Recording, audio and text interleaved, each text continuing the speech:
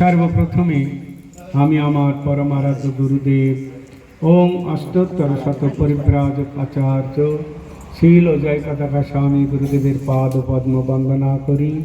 তৎপরে ISKCON প্রতিষ্ঠাতা আচার্য শিল অভয় চরণারবিন্দ ভক্তি বেদান্ত স্বামী শীল প্রভুপাদ আমাদের পরম গুরুদেব ওনার শ্রীপাদ পদ্ম বন্দনা পূর্বক উপস্থিত সকল ভক্ত সজ্জন মণ্ডলী মাতৃমণ্ডলী সকলকে যথাযথ সম্মান দণ্ডবত প্রণতি নিবেদন জানিয়ে আজকে এই শুভ মধ্যাহ্নকালীন সময়ে আমরা মণ্ডলকুপি ইস্কন অনুমোদিত শ্রী শ্রী হরেকৃষ্ণ নামহট্ট সংঘে এসেছি এবং এই সংঘের অন্যতম সদস্যা মনীষা ঘোষ মাতাজি, ওনার নাতির আজকে অন্নপ্রাশন।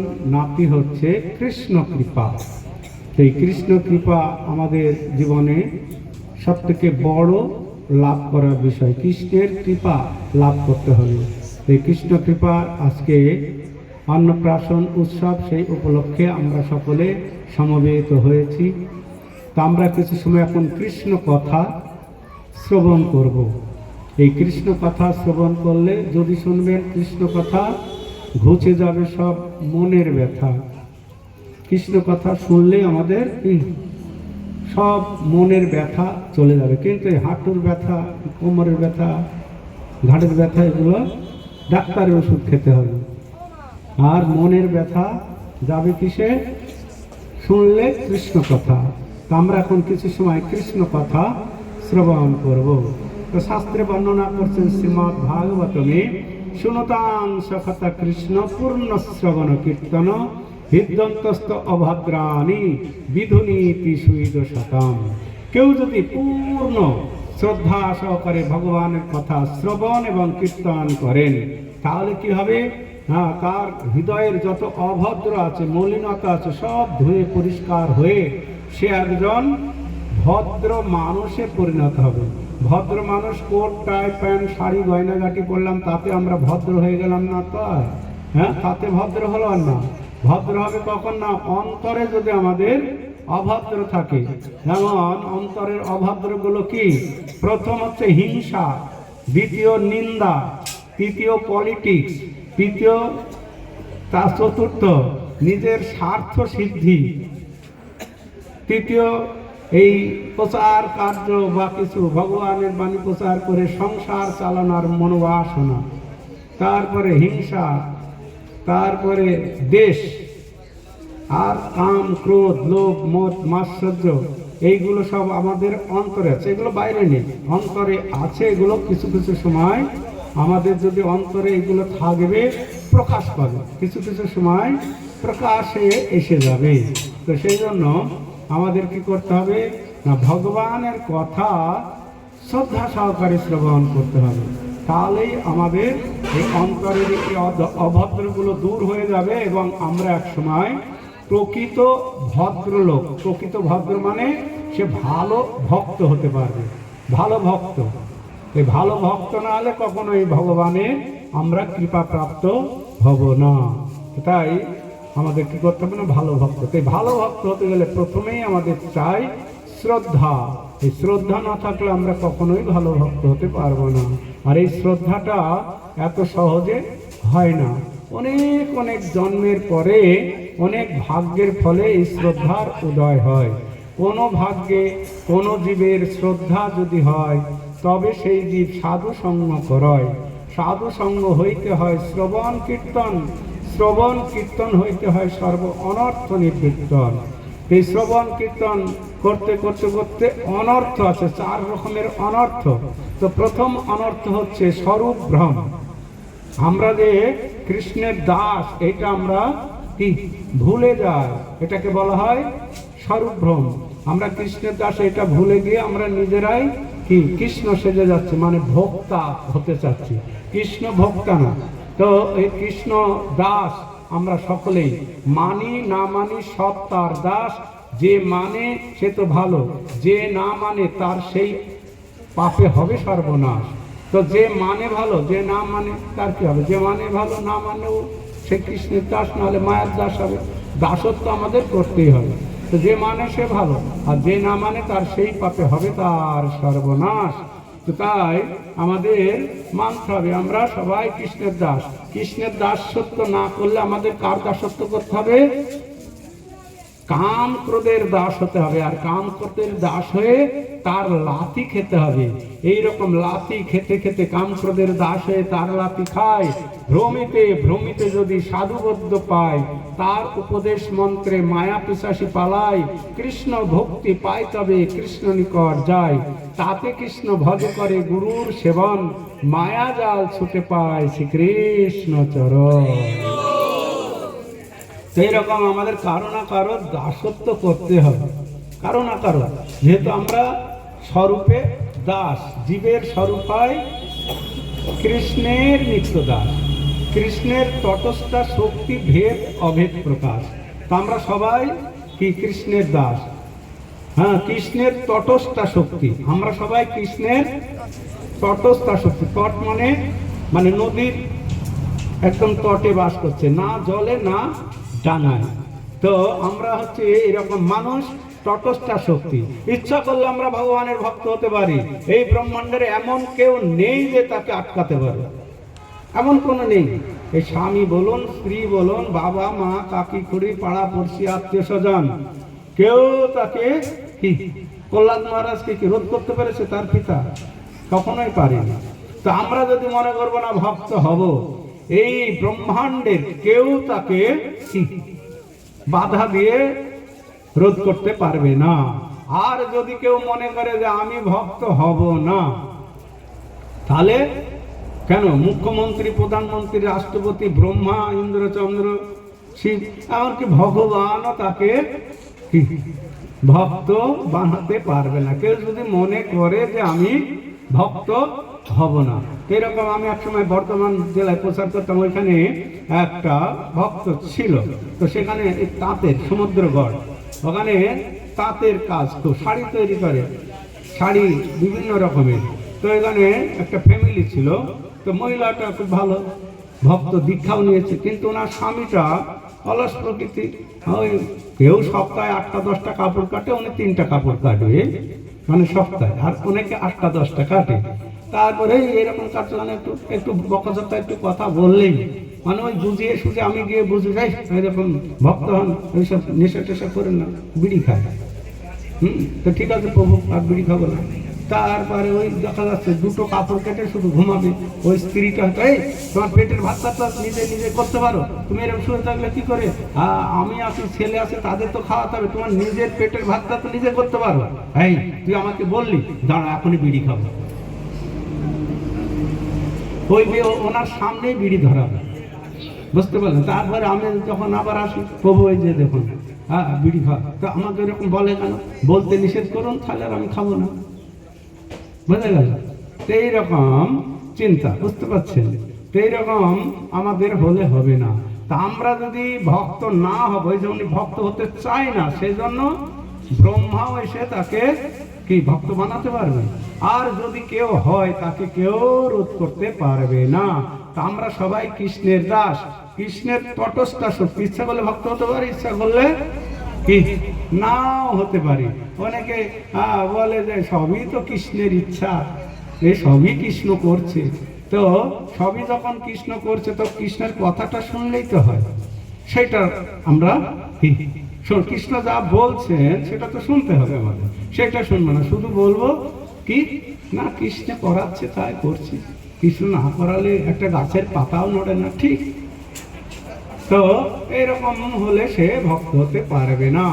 সেই ভগবান শ্রীকৃষ্ণ দেখলেন এই সমস্ত কলিহত জীব, এদেরকে কিভাবে উদ্ধার করা যায়।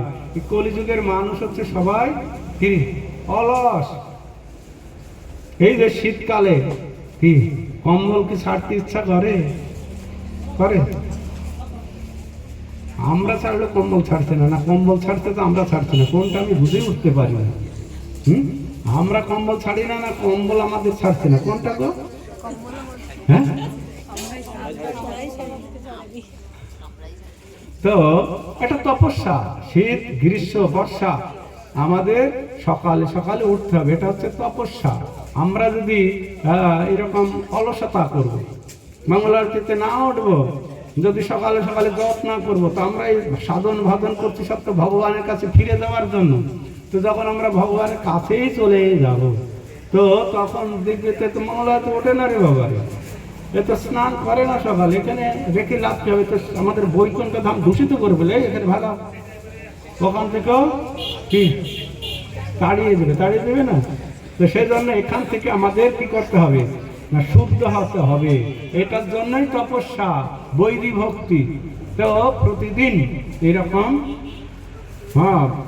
বৈদি ভক্তি অনুশীলন করতে হবে, না করলে কিন্তু ভগবানের কাছে ফিরে যাওয়া যাবে না। তো ভগবান তো দেখছেন এই মঙ্গলতে উঠে কি উঠে না। এইরকম বৃন্দাবনে একজন খুব ভালো ভক্ত ছিল, একদম মহান ভক্ত, তার নাম সুরদাস। তিনি জন্ম অন্ধ হলেও কিন্তু ওনার দিব্য চক্ষু তিনি লাভ করেছেন ভগবানের কৃপায়।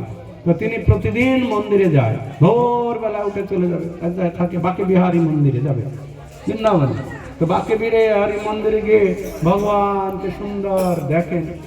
ওই কিছু লোক বলে, সুরদাস তুমি তো চোখে দেখো না, তুমি আবার কি দেখতে এসছো? আমি চোখে না দেখলে হবে কি, ভগবান তো আমাকে দেখছে, কি আমি এসেছি ভগবানের কাছে, ভগবান তো দেখছে। কত উন্নত চিন্তাধারা দেখুন, আমি দেখি না কি আছে তাতে, ভগবান তো আমাকে দেখছে। ও মঙ্গল আরতিতে যোগদান করেছে, কিন্তু মঙ্গল আরতিতে দর্শন করতেন, ভগবানের রূপ দর্শন করতেন, এবং দুপুরবেলায় থাকতেন, ভগবানের ভোগ নিবেদন হতো। তো যা যা রান্না হয়েছে সেই দিনকার সেই রকম ভজন গাইবে। হয়তো আজকে লুচি পুরি সুজি হালুয়া এগুলো হয়েছে, ওই ভজন কীর্তন করবে, কীর্তনের মাধ্যমে ভোগ আরতি করবেন।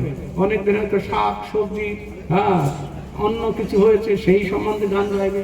সবাই ভাবে যে চোখে দেখে না, অথচ যা যা ভোগ লাগায় ঠিক সুন্দরভাবে সেই সম্বন্ধের গান কীর্তন করে ভোগ আরতিতে, এবং ভগবানের রূপ দর্শন করেন। এই তখন বলছেন কিছু ভক্তরা বলছে, তুমি এত সুন্দরভাবে এই যেদিন যা যা ভোগ লাগে এরকম কীর্তন কি করো, তুমি কি দেখতে পাও না?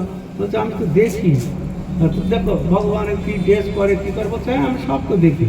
একদিন পূজারি এই কথা শুনলেন, তো পূজারি শুনে তো তখন ড্রেস পরেছে, সকালবেলায় সিঙ্গার আরতি, তো সুন্দর পীতবাসন পরিয়েছেন, পীতবাসন পরিয়ে তো তখন কি না সকালে দর্শন দিয়েছেন ভগবানকে 7টায়। তো তখন সবাই দর্শন করছে, প্রণাম। সেই সুরদাস প্রণাম করলেন। পূজারি এসে বললেন, সুরদাস আজকে কি বসন পরিয়েছি বলো তো, কি বসন পরিয়েছি, আর কেমন আজকে সাজানো হয়েছে? বলছে সুন্দর সাজানো হয়েছে, পীত বসন, পীত ধরা, মাথায় কত সুন্দর পাগড়ি দিয়েছ, দারুণ লাগছে, কিন্তু একটা জিনিস দাওনি তুমি। বলছে কি? বলছে ময়ূর পুস্তকটা এখনো দাওনি। জানো পূজারি বলছে আমি এত কিছু করেছি আর ময়ূর পুস্তক দেয়নি, দেখলো কি করে? তো উনি এই জড় চক্ষু দিয়ে দেখছেন না, কোন চক্ষু দিয়ে দেখছেন? তিনি দিব্য, এইরকম বহু লীলা এই সুরদাসের আছে বৃন্দাবনে। এই সুরদাস কি ওই ভজন করতেন কোথায় না, সেবাকুঞ্জে, সেখানে যেখানে নূপুর পেয়েছিলেন শ্যামানন্দ প্রভু, তো সেখানে ভজন করতেন। ওইখান থেকেই বাকে বিহারী ভজন শুনে প্রকট হয়েছিল। এইভাবে প্রতিদিন এই বাকে বিহারীকে দর্শন করতে যেতেন। তো বাকে বিহারী সুন্দর সন্তুষ্ট হয়ে একদিন তাকে বলছে, রে তুমি এরকম আসতে কষ্ট করো, দেখে দেখে আসো, তোমাকে আমি চক্ষু ফিরিয়ে দিচ্ছি, তুমি চক্ষু যদি চাও আমি তোমাকে চক্ষু দিতে পারি। তখন সুরদাস বলছে, না প্রভু ওই কাজটি আমার করবেন না, আমি এই জড়জগতের কোনো কিছু আর দর্শন করতে চাই না। এর আগে বহু জন্ম আমি ওই জড়জগতের এই সমস্ত চাকচিক্য দেখে তোমাকে ভুলে গিয়েছি প্রভু। এইবার আমি মনুষ্য জীবন পেয়েছি, তো আমি অন্ধ, তাতে আমার দুঃখ নেই।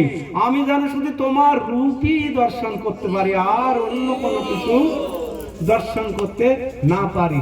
আমি বেশ আছি, ভালো আছি। আমি এই চক্ষু পাবো, আর এই চোখ দিয়ে তো ভালো কিছু করবো, দেখবো না।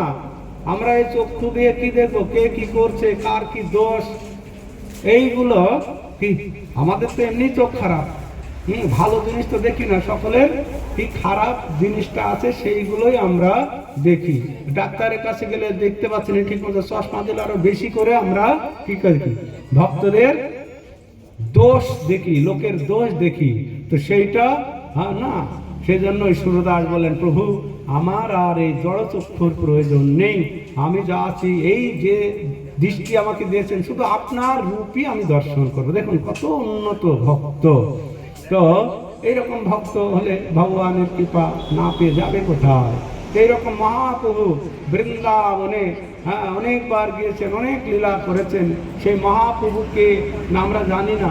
মহাপ্রভু সেই ব্রজেন্দ্র নন্দন শ্রীকৃষ্ণ এই কলিযুগে এসেছেন আমাদের কৃপা করার জন্য। তো মহাপ্রভু এসে এক সময় যখন এই নবদ্বীপ ধামে কি প্রচার করতে লাগলেন, হরিনাম প্রচার। তো হরিনাম প্রচার করতে করতে এক সময় না ভক্তদেরকে যে সমস্ত কৃপা করছেন এই দৃষ্টি দেখে, এই দৃশ্য দেখে সবাই বলতে লাগলেন, আহ কত সুন্দর আমাদের প্রভু, পতিত পাবন। তো তাই সবাই এত প্রশংসা করছেন। আর কৃষ্ণদাস কবিরাজ গোস্বামী পাদ তিনি বললেন চৈতন্য অবতারে কি না বলছেন যে চৈতন্য মহাপ্রভুর এত কৃপা সে আমরা বলতেও পাবো না। বলছেন চৈতন্য চন্দ্রের দয়া করহ বিচার, বিচার করিলে চিত্তে পাবে চমৎকার। বহু জন্ম করে যদি শ্রবণ কীর্তন, তথাপি না পায় কৃষ্ণ পদে প্রেমধন। হেন প্রেম চৈতন্য দিলা যথা তথা, জগায় মাধাই পর্যন্ত অন্যের কা কথা। অদ্যাপিও দেখো চৈতন্য নাম যেই লয়, কৃষ্ণ প্রেমে পুলকাশ্রু বিহুবল সে হয়। নিত্যানন্দ বলিতে কৃষ্ণ প্রমোদয়, আউলায় সর্বলোক অশ্রু গঙ্গা বয়। কৃষ্ণ নাম করে অপরাধের বিচার, কৃষ্ণ বলিলেও অপরাধীর না হয় কৃষ্ণ প্রেমের বিকার। এক কৃষ্ণ নাম করে সর্বপাপ নাশ, প্রেমের কারণ ভক্তি করেন প্রকাশ। প্রেমের উদয় হয় প্রেমের বিকার, শ্বেত কম্প পুলক অশ্রু গদগদ অশ্রুধার।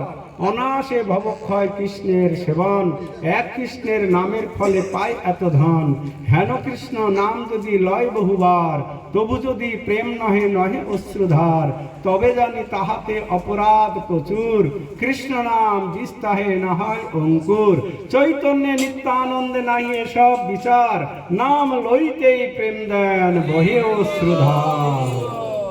তো মহাপ্রভু এত কৃপালু, এই সমস্ত অপরাধের বিচার করে না। বলছেন চৈতন্য চন্দ্রের দয়া করহ বিচার, বিচার করিলে চিত্তে পাবে চমৎকার। চৈতন্য মহাপ্রভুর যে কৃপা এটা শুধু আমরা চিন্তা করব, তাতে আমরা চমকিত হয়ে যাব। কেমন কৃপা করেছেন না, চৈতন্য মহাপ্রভু যখন লীলা করছিলেন এই রকম সময় মালদা গৌড়বঙ্গে ওখানে একজন রাজা ছিল। গৌড়বঙ্গের রাজা সুবুদ্ধি রায়, রাজার নাম ছিল সুবুদ্ধি, ব্রাহ্মণ রাজা। তো তিনি ভক্তদের একদম নিজের সন্তানের মতো প্রতিপালন করতেন, ভক্তবৎসল রাজা। সেই রকম রাজত্ব চলছে, রাজত্ব করতে করতে করতে এক সময় কিনা খরা দেখা দেয়, অনাবৃষ্টি। সেই অনাবৃষ্টিতে রাজ্যে যখন অভাব দেখা দিল, তখন সকল প্রজারা সেই রাজার কাছে গেলেন, হে রাজন, আপনি তো আমাদের নিজের পুত্রের মতো স্নেহ করেন, আমাদের লালন পালন করেন, তা আমরা বড় কষ্টে আছি, বৃষ্টি নেই, কি খাবো, কাজকর্ম নেই, আমাদের জীবন তো কষ্টে অতিবাহিত হচ্ছে, আপনি কিছু আমাদের জন্য করুন। তখন সেই রাজা সুবুদ্ধি রায় তার মন্ত্রীকে ডাকলেন। মন্ত্রীকে ডেকে বললেন যে আমি এই অর্থ বরাদ্দ করলাম, এই অর্থ সব প্রজাদের মধ্যে দাও, পুকুর খনন করো, কুয়া নির্মাণ করো, গাছ লাগাও, যাতে লোক কাজকর্ম পায়, কাজও হবে আর তাদের কি অর্থ অভাবও চলে যাবে। তো সেই অর্থ বরাদ্দ করলেন, প্রচুর অর্থ। তো সেই মন্ত্রীকে দিলেন, কিন্তু মন্ত্রী ওই 4 ভাগের 1 ভাগও মানুষকে দিলেন না, নিজে কি আত্মসাৎ করে নিলেন। মন্ত্রীর নাম ছিল কি হোসেন খাঁ। মন্ত্রী, মুসলমান মন্ত্রী ছিল হোসেন খাঁ। আবার কিছুদিন পরে সমস্ত প্রজারা একদম লিখিত নিয়ে চলে আসলেন, হে রাজন, আমরা তো আর বাঁচতে পারবো না, আমাদের প্রাণ অষ্টাগত, যাই যায়, আমরা কি খাবো কি করবো বুঝে উঠতে পারছি না, আপনি কৃপা করুন। তো তখন রাজা সুবুদ্ধি রায় বললেন, কেন, আমি তো অনেক অর্থ বরাদ্দ করেছি, কেন এখনো দেয়নি? বলছে, না রাজামশাই, আমরা কিছুই পাইনি। তো তখন এই ডাকো, মন্ত্রীকে ডাকো। কাকে? হোসেন খাকে ডাকো। হোসেন খাকে ডাকলেন, কি ব্যাপার, আমি এত অর্থ বরাদ্দ করলাম, তুমি কেন দাওনি? হচ্ছে, রাজন, আমি অর্থ লোভ সামলাতে পারিনি, অর্থ সব আত্মসাৎ করে নিয়েছি। কি? আমি প্রজারা এত কষ্ট পাচ্ছে, তার জন্য আমি তাদের জন্য অর্থ বরাদ্দ করলাম, আর তুমি নিজে আত্মসাৎ করেছো। একদম চাবুক নিয়ে শটাশট কয়েক ঘা চাবুক পিঠে মারলেন, মেরে কি করলেন, একদম কারাগারে বন্দি করে রাখলেন। তো কারাগারে বন্দি করে রাখলেন, এইভাবে দিন যাচ্ছে। কিন্তু যারা পলিটিক্সিয়ান লোক, যারা পলিটিক্স জানে, ওই কারাগারে বন্দি রাখলে ওখান থেকেই কি তার কার্যকলাপ, ওখান থেকে ভোটে যেতে যাবে, কারাগার থেকে ভোটে দাঁড়াবে, দিয়ে দেবে। তো ওই রকম তলে তলে তলে দিল্লির যে সম্রাট ঔরঙ্গজেব, ওনার সঙ্গে সন্ধি করে কি করলেন না, সুবুদ্ধি রায়ের রাজত্ব করায়ত্ত করে নিলেন। সুবুদ্ধি রায়ের রাজত্ব চলে গেল। তখন ওই কি মন্ত্রী হোসেন খাঁ তখন রাজত্ব দখল করে নিলেন। তো রাজত্ব দখল করে নিলে তো তখন আর কি, তখন তার নাম হয়ে গেল নাম সৈয়দ হোসেন খাঁ, নবাব হোসেন খাঁ। কি সুন্দর একটা নাম, নবাব সৈয়দ হোসেন, নবাব সৈয়দ হোসেন খাঁ নবাব হয়ে গেল। তো এইভাবে থাকতে চলতে লাগলো রাজা। তো সেই হোসেন খাঁ এই সুবুদ্ধি রায় রাজাকে নিজের কাছেই রেখেছে। কেন না, উনি খুব সৎ রাজা ছিল। কিভাবে রাজ্য পরিচালনা করতে হবে সব বুদ্ধি তো তার ছিল। তো তার কাছ থেকে পরামর্শ নিতেন আর রাজ্য সুন্দর পরিচালনা করতেন। এইভাবে দিন যাচ্ছে। এই রকম শীতকাল যখন এসে গেল, এই শীতকালে এই নবাবের বেগম তার ইচ্ছা হলো আজকে তার খসমকে একটু তেল মালিশ করবে। কি বেগমের ইচ্ছা হলো তার খসম তাকে একটু কি করবে, রোদে ছাদের উপরে বলছে, জামা টামা খোলো, সবসময় তো রাজ পোশাক পরে থাকো, আজকে পোশাক খোলা, একটু তেল মালিশ করে দিই তোমাকে, স্ত্রী না। তো পোশাক আদি খুলে মাদুরের উপরে একদম তেল গরম করে সুন্দর রোদে মালিশ করছে। এইরকম সময় দেখছে পিঠে একদম দাগ হয়ে আছে, আর সেই দাগগুলো অন্য কোনো দাগ নয়। কিসের দাগ? চাবুকের দাগ। এই চাবুককে মেরেছিল রাজা সুবুদ্ধি রায়। তখন বেগম বলছে, হুজুর, আপনার এই পিঠে কিসের দাগ? কিছু না, না এই দাগটা তো অন্য কিছু না, মনে হচ্ছে চাবুকের দাগ, বলো কিসের দাগ? তো তখন বলছে, না শুনতে হবে না, তোমাকে বলতেই হবে, না বললে হবে না।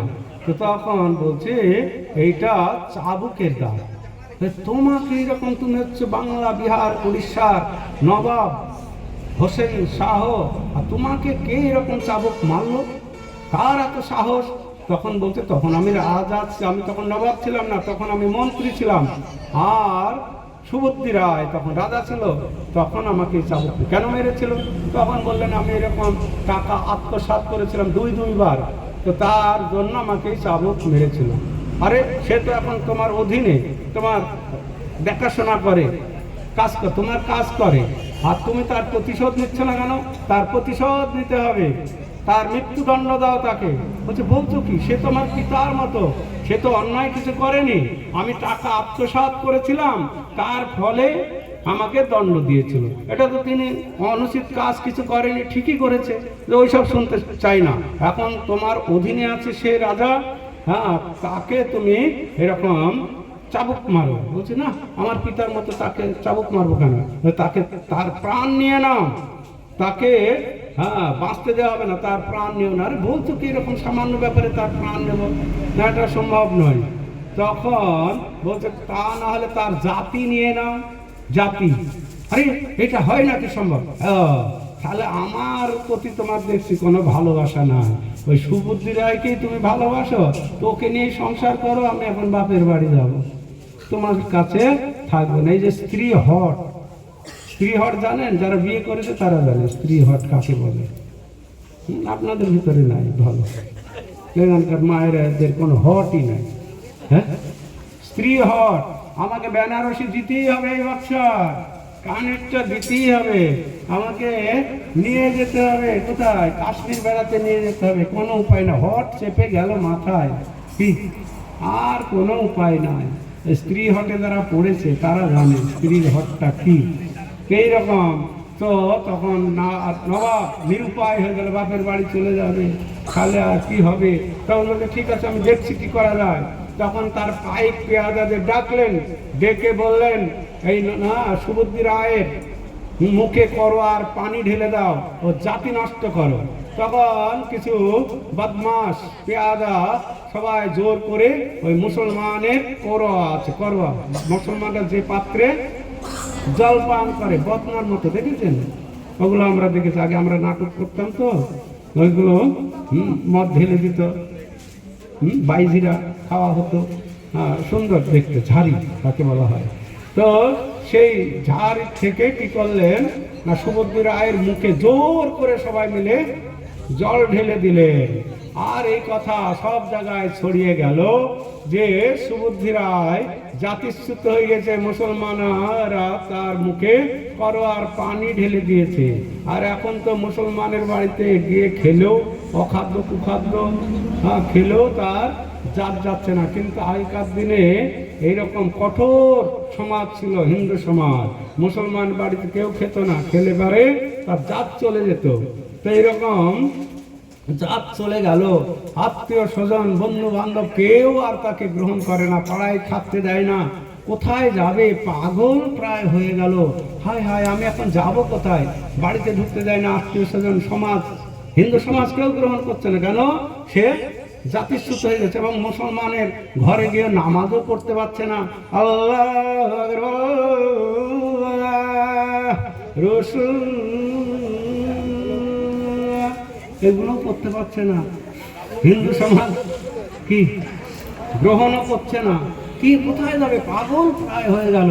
তো তখন তিনি ধার্মিক রাজা ছিল, তো সে চিন্তা করলেন, না আমি কাশিতে চলে যাব, কাশিতে ওখানে বড় বড় পণ্ডিত আছে, তাদের কাছে গিয়ে আমি পরামর্শ নেব, আর যাতে আমি আবার এই হিন্দু জাতিতে উঠতে পারি, হিন্দু জাতিতে।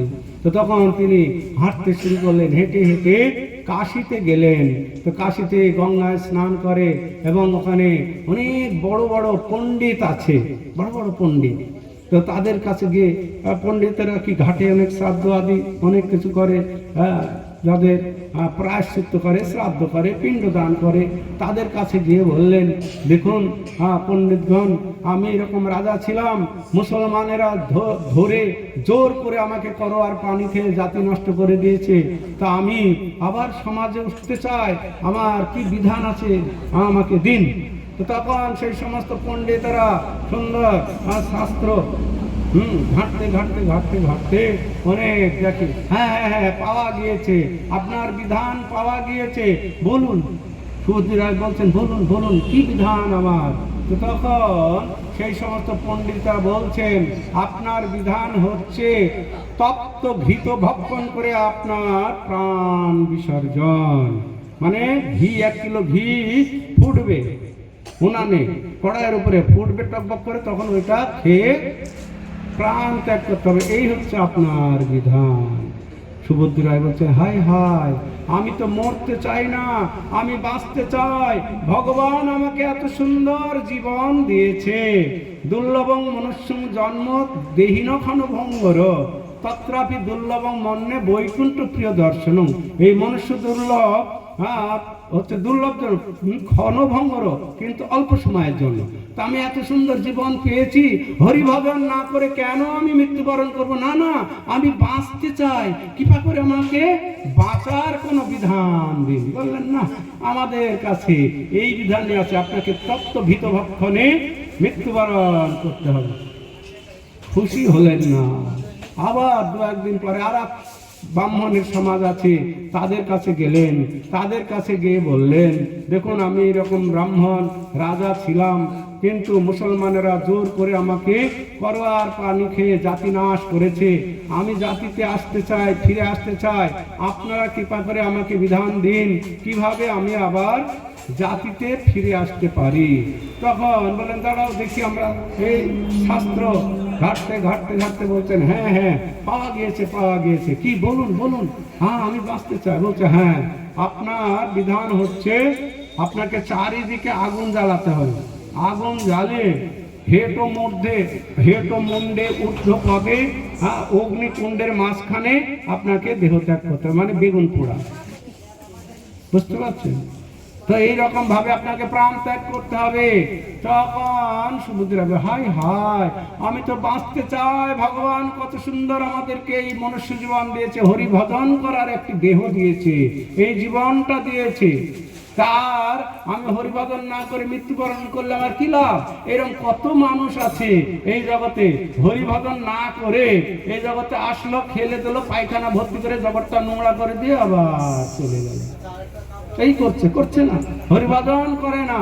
তো এই জীবনটা তো হরিভজন করার জন্য জন্ম লয়েছে কৃষ্ণে ভক্তি করিবারে, কৃষ্ণ ভক্তি বিনা যত আছে মিথ্যা এ সংসারে। তো আমাদের এই জন্মটাই হচ্ছে হরিভজন করা।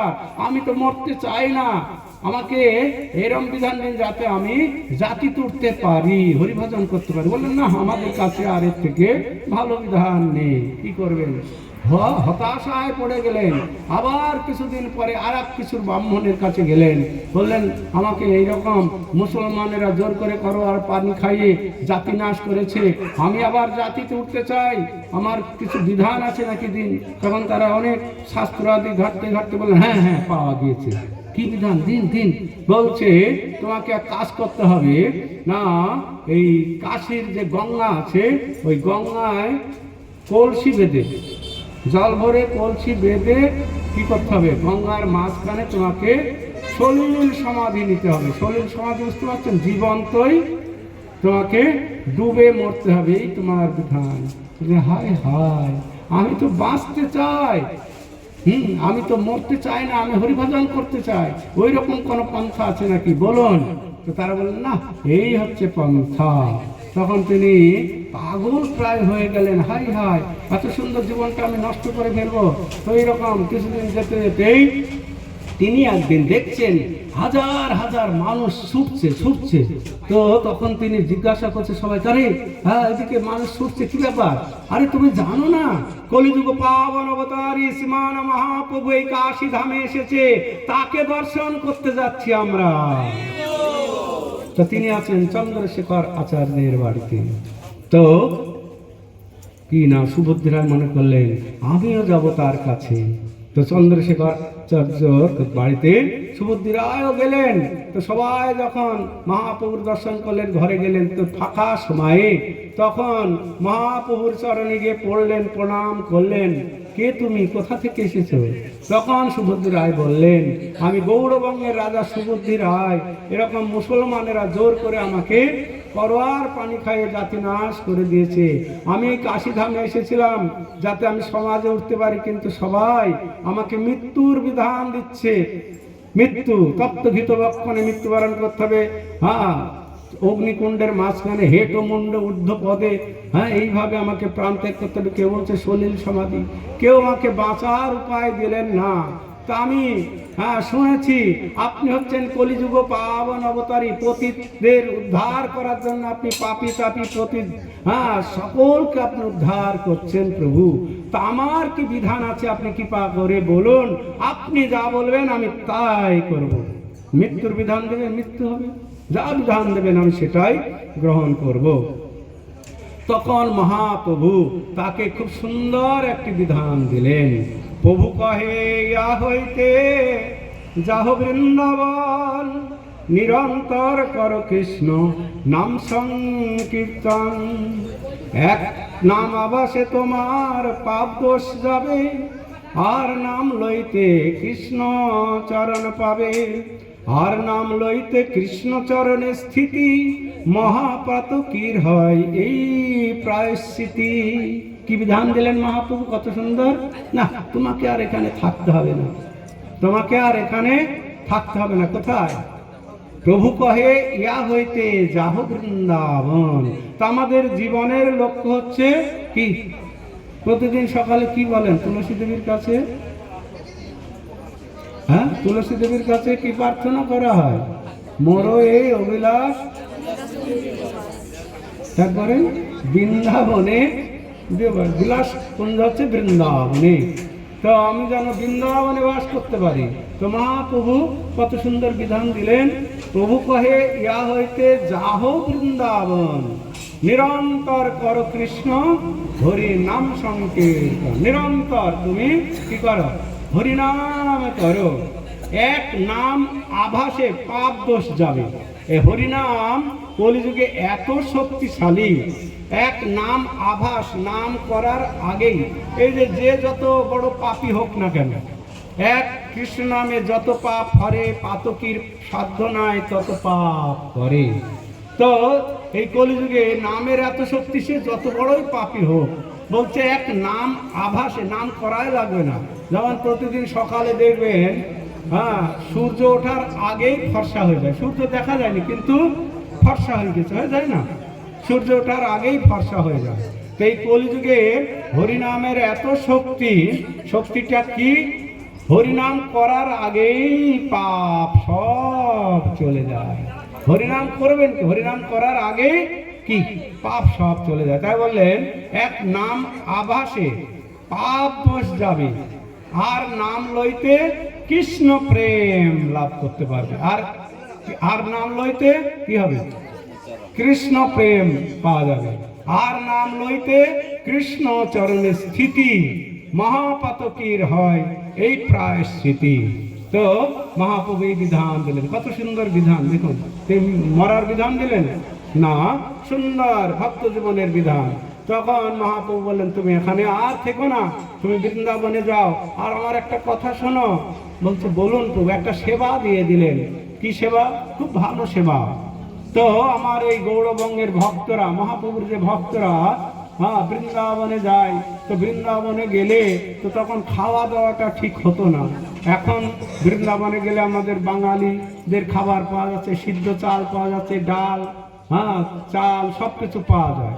আর আজ থেকে 30, 40, 100 বছর আগে বৃন্দাবনের মানুষ এরকম ভাত খেত না, সবজি পাওয়া যেত না। ওদের ওই বাজরা, মাইলো, আটা দিয়ে মিক্সার করে একটা রুটি বানাতো।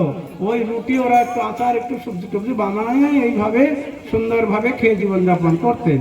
আর এই বাঙালিরা ওখানে গিয়ে এই সমস্ত খেয়ে থাকতে পারতেন না, পেট খারাপ হয়ে যেত, অসুস্থ হয়ে পড়তো।